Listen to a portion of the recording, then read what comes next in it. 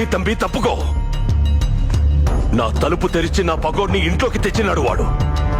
వాడు తలుపు తెరవకపోతే రేపు ఇంకోటి ఎవడో గోడ బద్దలు కొట్టుకొస్తాడు.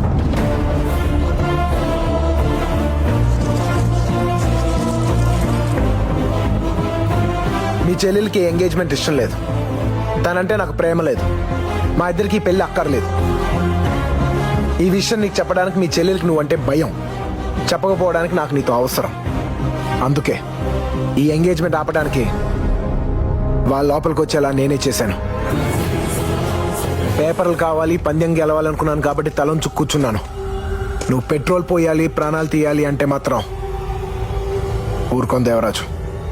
రా తెగొట్టేద్దాం.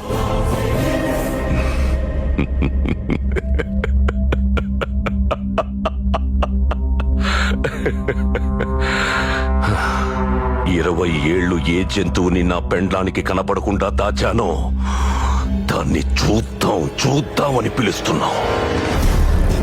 బోను బద్దల కొడితే ఎలా ఉంటుందో చూస్తావా?